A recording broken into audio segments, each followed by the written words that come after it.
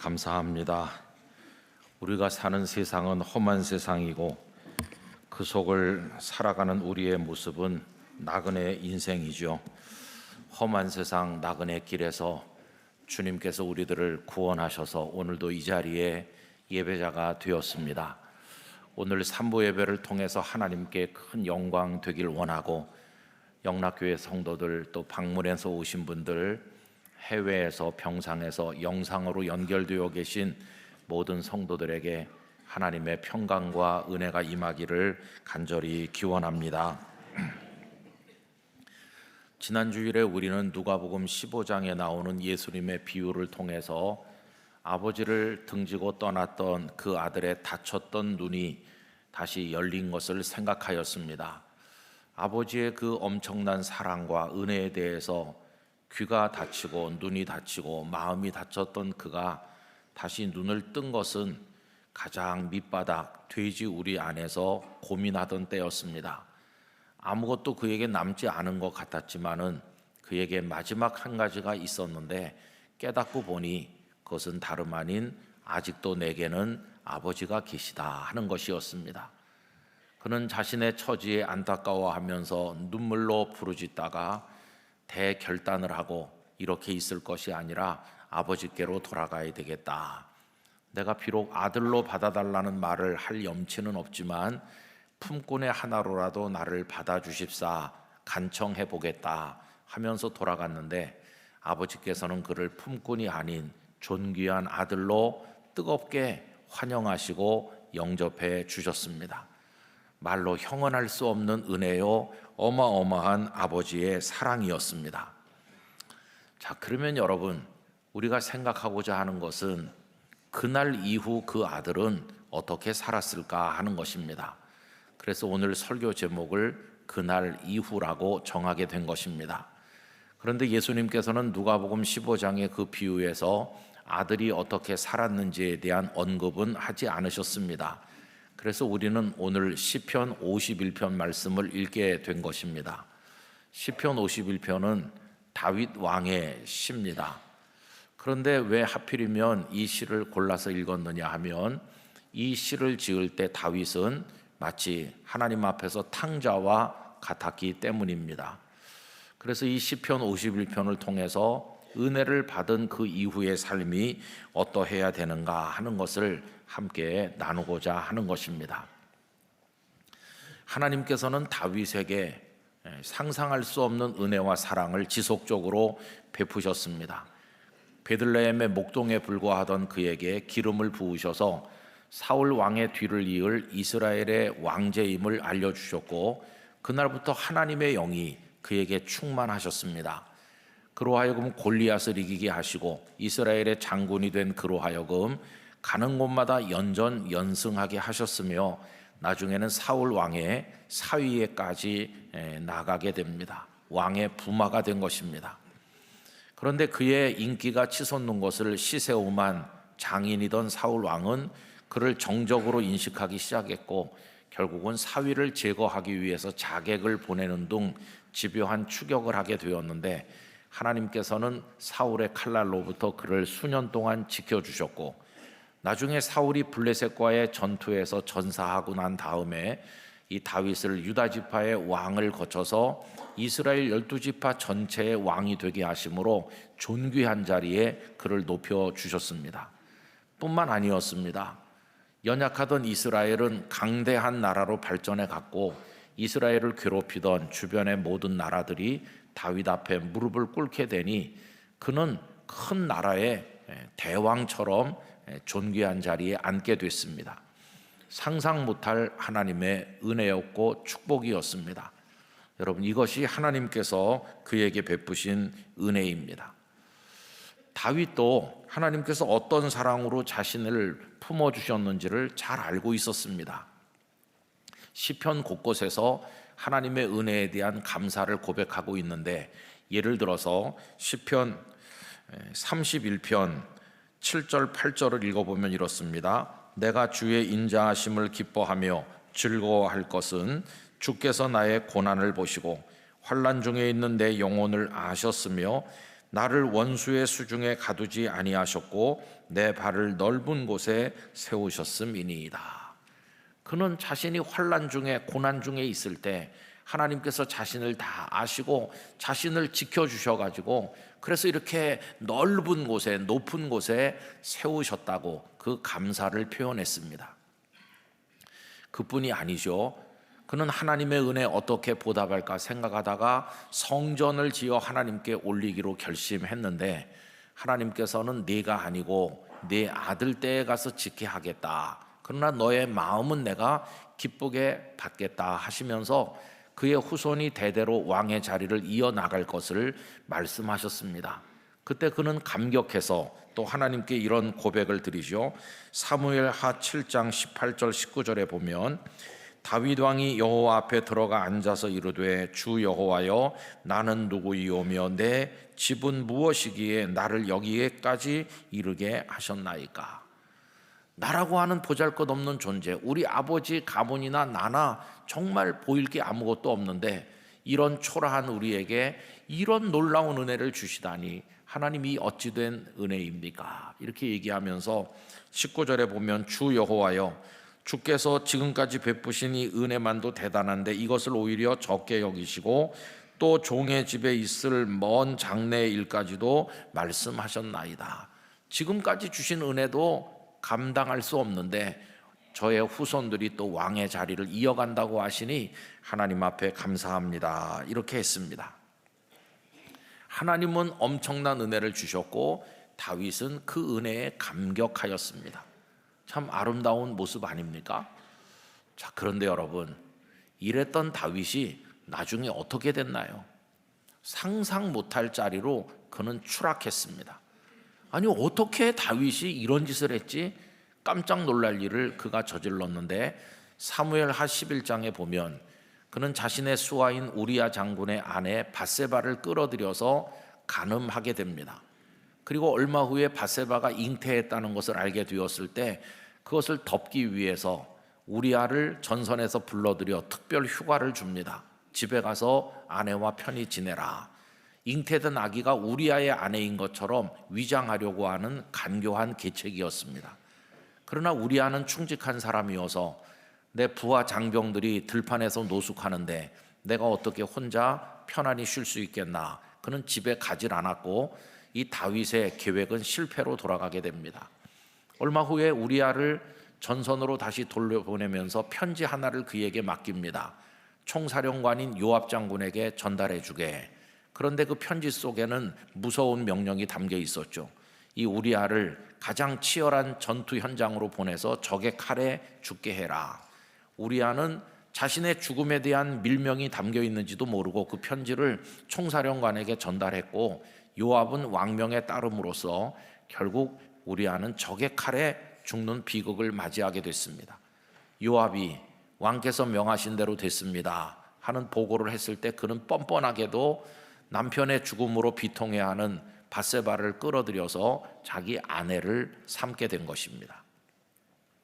여러분, 이런 악행은 평범한 사람들은 생각도 못할 그런 악행이죠. 그것을 가장 하나님의 은혜를 많이 받았고 하나님을 찬양하며 살았다고 하는 다윗이 저질렀으니 어떻게 상상이나 되는 일입니까? 여러분, 이것은 은혜를 베푸신 하나님께 대한 정말 치명적인 배신 행위라고 할 수 있습니다.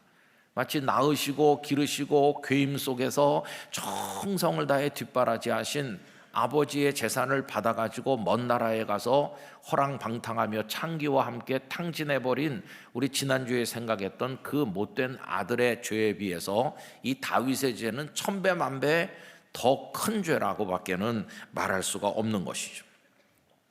이런 형편없게 추락한 탕자가 되어버린 다윗을 하나님께서는 나단 선지자를 보내서 준엄하게 책망하셨습니다. 책망받아 마땅하죠. 책망 가지고 될 일이 아니죠. 하나님의 벌을 받고 또 받아야 마땅한 죄를 그가 저지른 것입니다. 여러분, 오늘 읽은 이 시편 51편은 바로 그때 지은 시입니다. 밧세바를 범하고 나단 선지자가 와서 책망하는 말씀을 전할 때 그때 지은 거죠. 오늘 시편 표제어에 보시면 중간에 이렇게 나오죠. 다윗이 밧세바와 동침한 후 선지자 나단이 그에게 왔을 때, 그때 그는 책망을 받고 모든 죄를 시인하고 하나님 앞에 옷을 찢으면서 통곡하면서 하나님 저의 죄를 용서해 주십사 하면서 엎드려서 부르짖게 됐는데, 그 마음이 그대로 담겨 있는 것이 51편입니다. 그가 어떤 기도를 드렸나요? 1절과 2절은 다 같이 읽어보실까요? 하나님이여 주의 인자를 따라 내게 은혜를 베푸시며 주의 많은 긍휼을 따라 내 죄악을 지워주소서.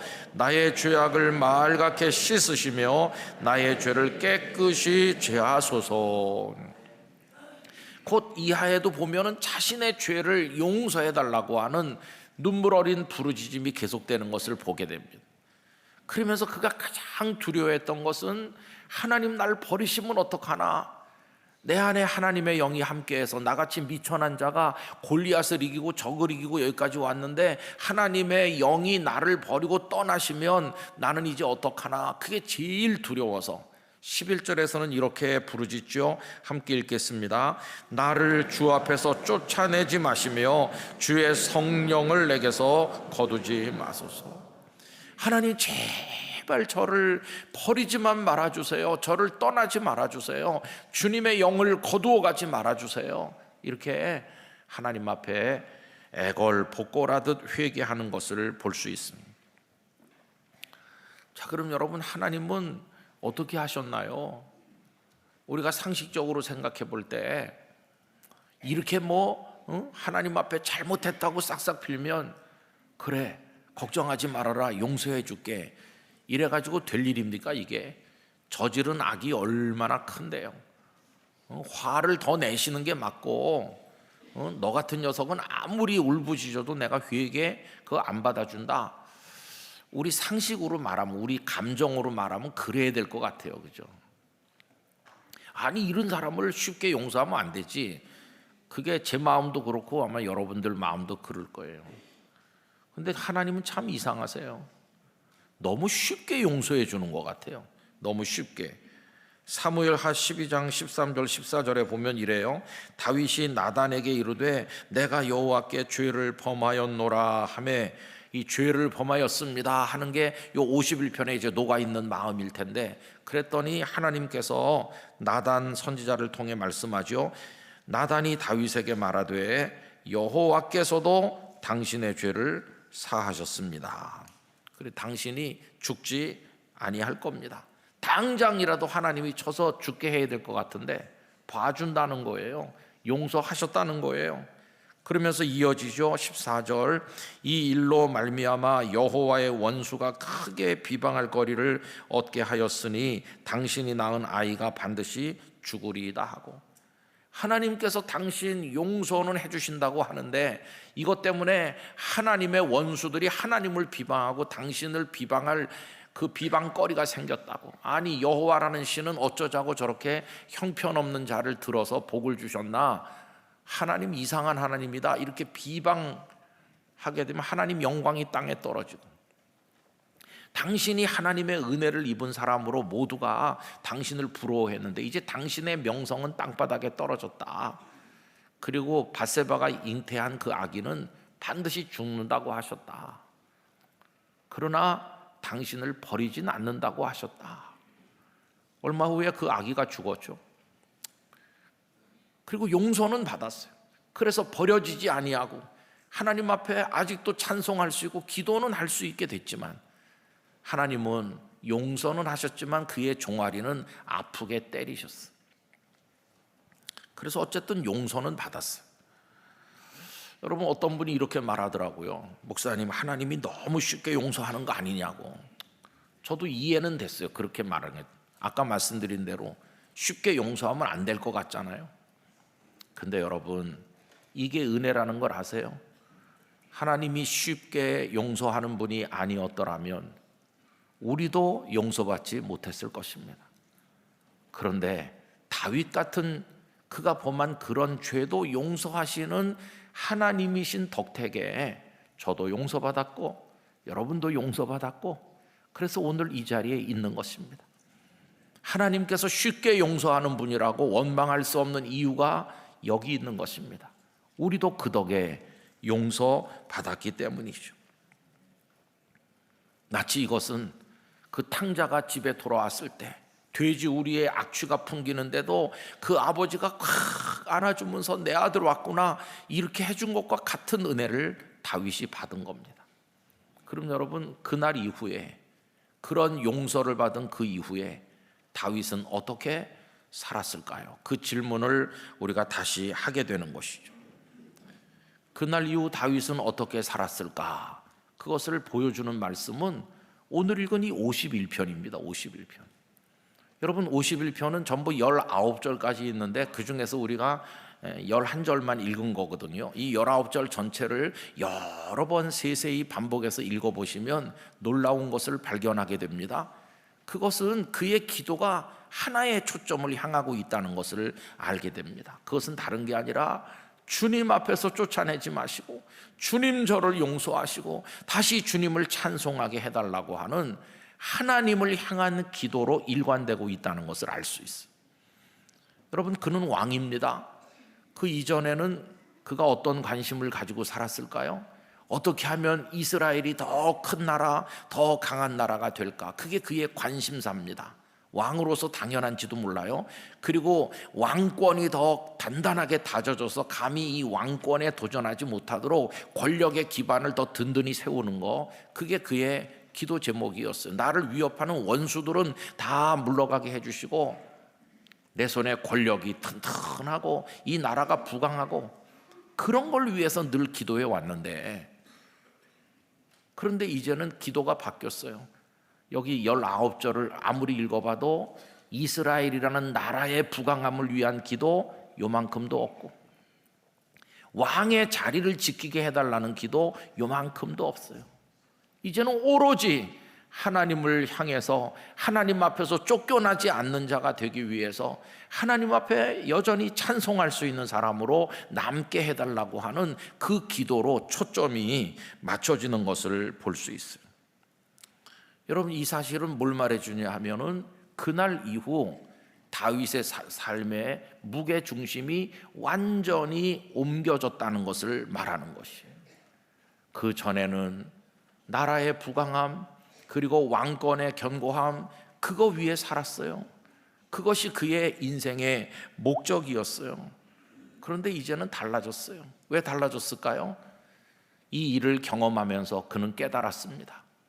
왕이 됐다고 하는 거, 권력이 손에 있다는 거, 나라가 강건하다고 하는 거, 모든 사람이 내 명령에 엎드려서 순종한다고 하는 거, 그게 복인 줄 알았어요. 일개 목동이던 나를 그런 자리에 앉혀주신 거, 이게 복이다 이렇게 생각했어요. 근데 이 일을 겪으면서 깨달아 보니까 그건 복이 아니었어요. 여러분, 생각해 보세요. 어떻게 밧세바라는 남의 아내를 빼앗고 그 남편 장군을 전선에서 죽게 할 수 있습니까? 이게 평범한 소시민이었다면, 다윗이 그냥 베들레헴의 목자로 거기서 결혼해서 거기서 평범하게 살고 있더라면 일어나지 않았을 일이에요. 그가 힘이 있으니까 그 여인을 불러들인 겁니다. 밧세바는 거부하고 싶어도 상대가 절대 권력을 가진 왕인데 어떻게 거절하겠어요? 뿐만 아니라 그 남편 장군을 전선에 배치해서 죽게 하는 것도 다윗이 왕이니까 그게 가능한 일이지, 다윗이 평범한 목자였더라면 할 수 없는 일이었어요. 내가 하나님 앞에 왜 이렇게 망가졌나 생각해 보니까 권력이 있기 때문에 망가진 거예요. 내가 평범한 사람이라면 이런 짓을 안 했을 텐데 권력이 그게 복인 줄 알았더니 그 여인을 범하게 만들고 그 남편을 죽게 했구나. 내가 가진 힘이 죄악을 저지르는데 도구가 되었구나. 이거 생각할 때 복인 줄 알았던 게 복이 아니라는 것을 이제 깨달은 것이에요. 그게 진짜 복이 되는 건 언젠가? 하나님을 참되게 경외할 때, 하나님 안에 있을 때, 하나님의 뜻을 거스르지 않고 하나님의 말씀에 순종할 때 하나님 울타리 안에서 그게 복이 되는 거지, 욕망을 가지고 하나님의 말씀의 담장을 뛰어넘어서 그 탕자가 아버지 집을 등지듯이 하나님은 간음하지 말라고 말씀했는데 그런 말씀이고 뭐고 다 버리고 여인을 끌어들이고 그 악행을 저지를 때 이미 그 권력은 그게 그를 망치는 악의 도구지 축복이 아니라는 것을 뒤늦게 깨닫게 된 것이. 그는 생각했을 겁니다. 이제는 권력에 탐하지 않으리라. 이제는 나라의 부강함을 위해 더 이상 기도하지 않으리라. 그게 내 인생의 목적이었었는데 이제는 목적이 달라져야 돼. 이제는 다 그런 거 내려놔야 돼. 거기다 마음 쓰지 말고 이제 나에게 남은 한 가지 목적이 있다면 주님 앞에서 쫓겨나지 않고 사는 거야. 주님만 바라보는 거야. 주님의 뜻에 순종하는 거야. 그러려면 주님이 나를 용서해 주셔야 되는데, 그래서 거기에 초점을 맞춘 기도가 이 51편의 처음부터 마지막까지 일관되고 있다 하는 것입니다. 세상의 부귀영화에 대해서 마음을 다 비웠어. 이제는 주님께만 집중하기로 했어요. 그의 이런 심경의 변화를 보여주는 증거가 참 많습니다. 예를 들면 얼마 후에 그 아들 압살롬이 반란을 일으켜서 아버지를 쫓아냈잖아요. 그는 아들에게 쫓겨서 초라한 모습으로 야반 도주하게 됐습니다. 왕궁을 아들이 접수했습니다. 세력 판도가 아들에게 기울었습니다. 꼼짝없이 쫓겨나는 신세가 돼서 도망치는데, 그래도 왕을 사랑했던 사독 제사장이 하나님의 언약궤를 메고 왕을 따라왔습니다. 왜 왔느냐? 언약궤를 메고 왔습니다. 여러분, 언약궤는 하나님의 상징인데 비록 궁궐은 아들에게로 넘어갔지만 언약궤가 다윗과 함께 있으면 백성들은 아직도 하나님이 다윗 왕의 편에 서 계시구나, 다윗의 정통성을 인정할 수 있는 아주 좋은 거 아닙니까? 고맙다고 그러면서 언약궤를 메고 같이 가야 되는데 다윗은 거절합니다. 언약궤를 다시 본래 자리로 메어다 놓아라, 그렇게 말하죠. 사무엘하 15장 25절 26절입니다. 왕이 사독에게 이르되 보라, 하나님의 궤를 성읍으로 도로 메어가라. 그 다음에가 중요합니다. 만일 내가 여호와 앞에서 은혜를 입으면 도로 나를 인도하사 내게 그 궤와 그 계신 데를 보이시리라. 그러나 그가 이와 같이 말씀하시기를 내가 너를 기뻐하지 아니한다 하시면 종이 여기 있사오니 선히 여기시는 대로 내게 행하시옵소서 하리라. 언약궤를 모시고 가면서까지 그 왕의 자리에 집착하고 싶은 생각은 나는 이제 다 버렸네. 다시 모시고 가게. 그러면서 만약에 하나님이 나에게 은혜를 베풀어 돌아가게 하시면 그때 가서 언약궤를 다시 뵙는 것이고, 만약에 하나님이 나를 이대로 버리시고 난 너를 기뻐하지 않는다 그러면 나는 1000번이고 10,000번이고 왕의 자리를 내어주고 그냥 하나님의 뜻에 순종할 마음의 준비가 다 돼 있네. 그래서 하나님을 기쁘시게 할 수 있다면 나는 얼마든지 왕좌 같은 거 내놓을 수 있네. 마음을 다 비웠다는 증거를 그가 이렇게 표현하고 있는 것이, 오직 하나님의 뜻에 당신을 자신을 송두리째 맡겼어요. 그뿐이 아닙니다.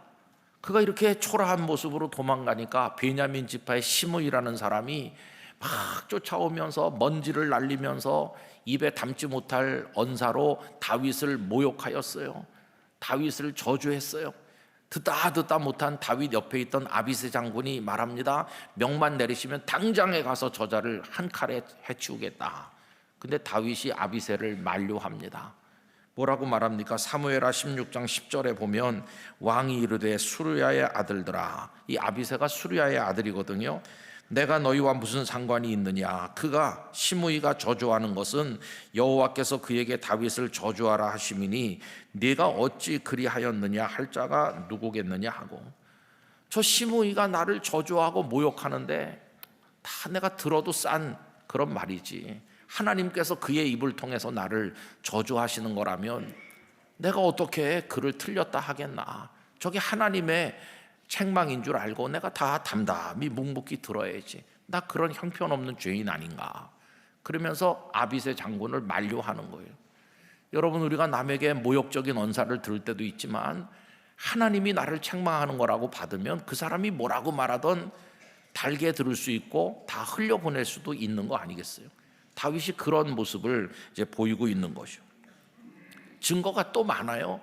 다 말씀드릴 수 없지만은 나중에 압살롬의 반란이 실패로 돌아가고 다윗이 다시 왕궁으로 복귀하잖아요. 그래도 그건 하나도 기뻐하지 않았어요.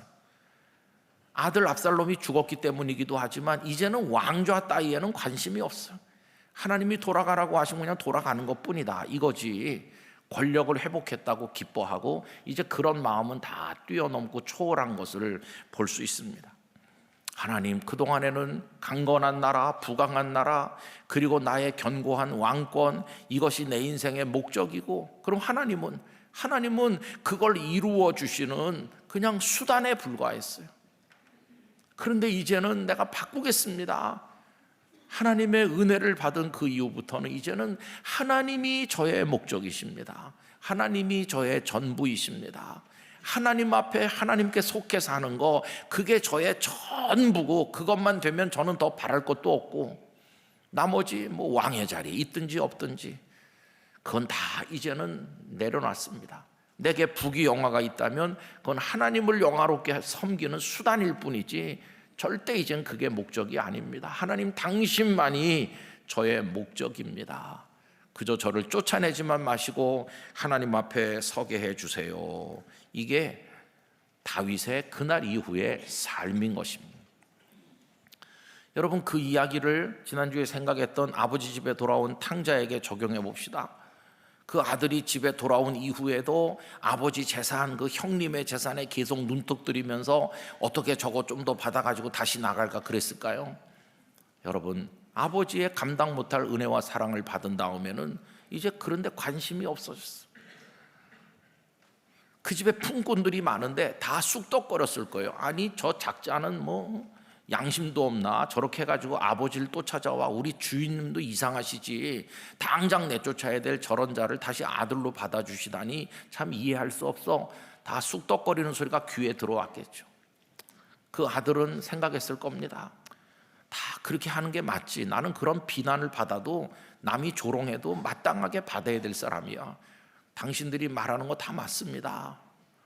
그저 나는 이제 더 이상 재산에도 관심이 없고 명예에도 관심이 없어요. 나는 그냥 아버지 옆에 있기만 하면 돼요.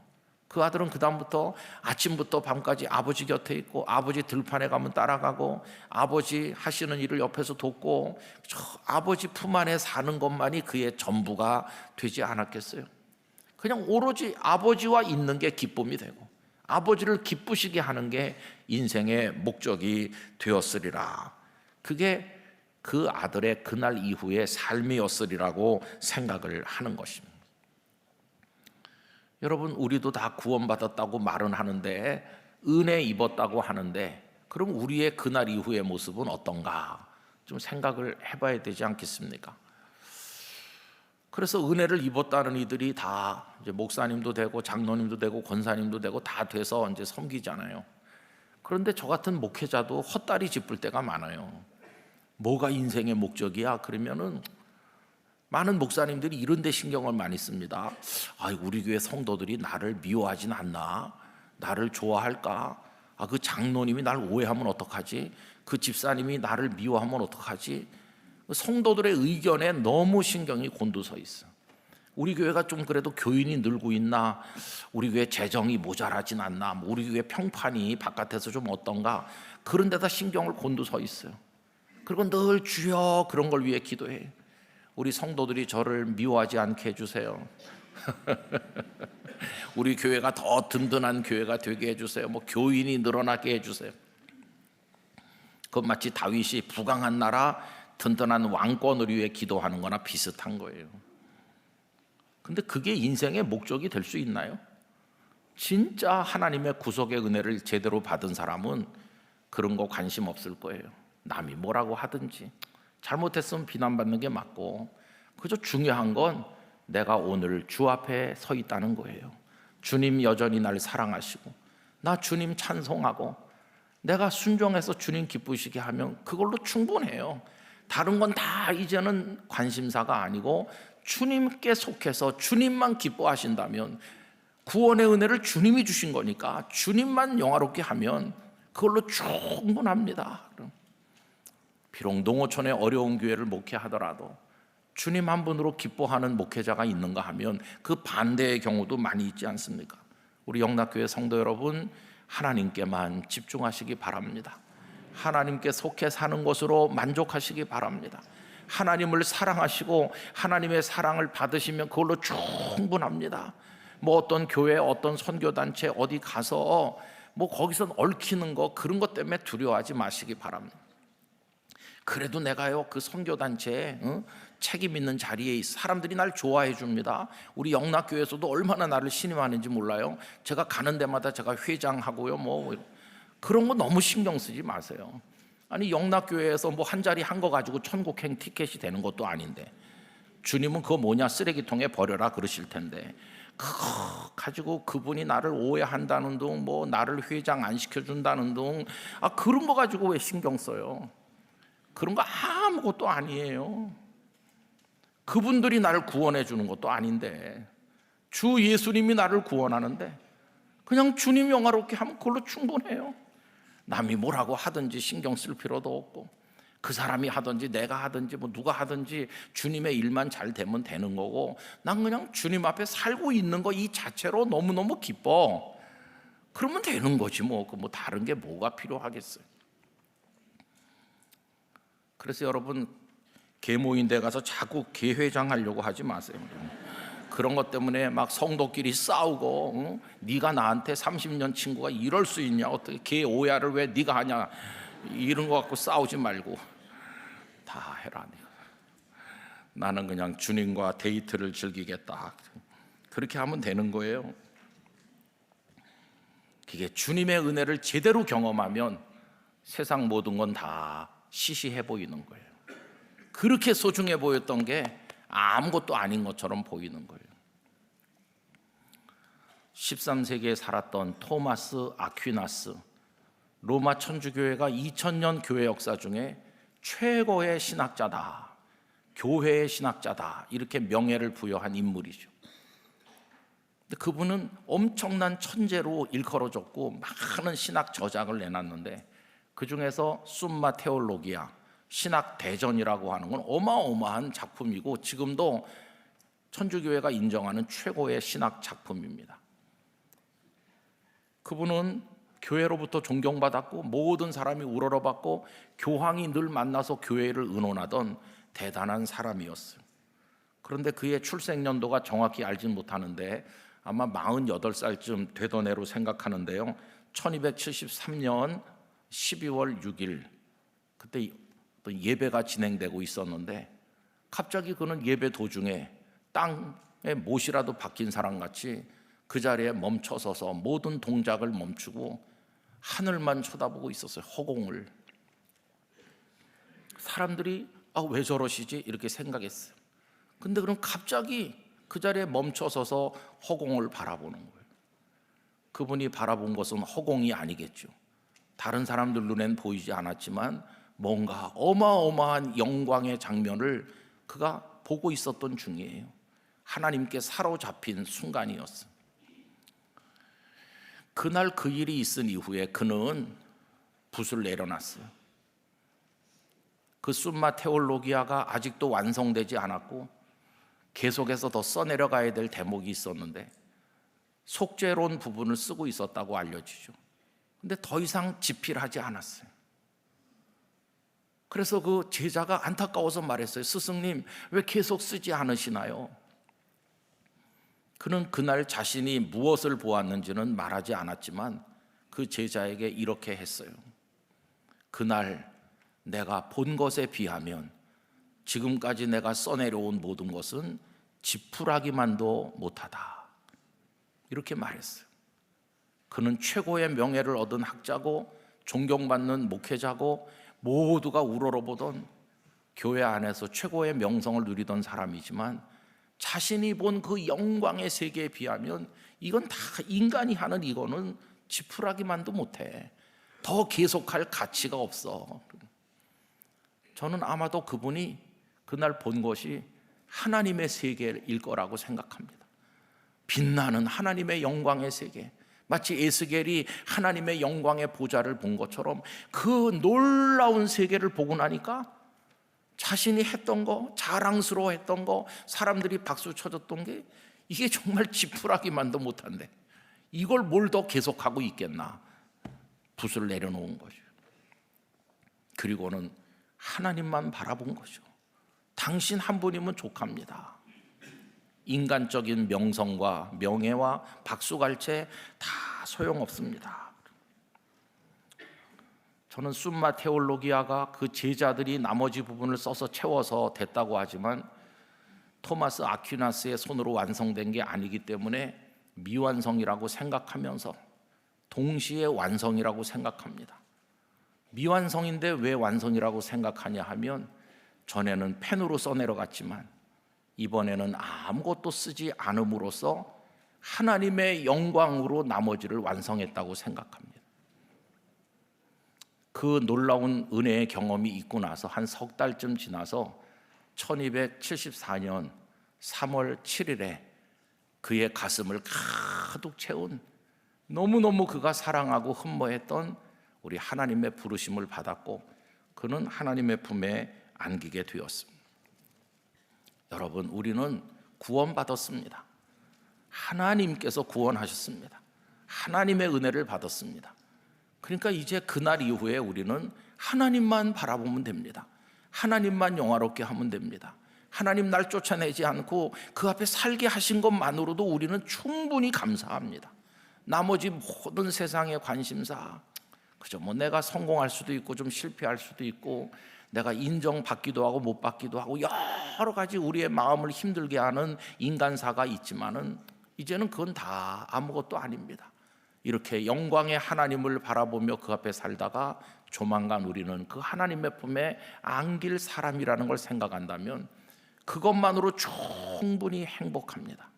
이제 우리 모든 영락의 성도들은 주님께 속하여 주님만 높이며 주님 사랑 안에서만 살게 되기를 축원합니다. 그것이 바로 그날 이후의 성도의 삶이라고 믿습니다. 기도하겠습니다.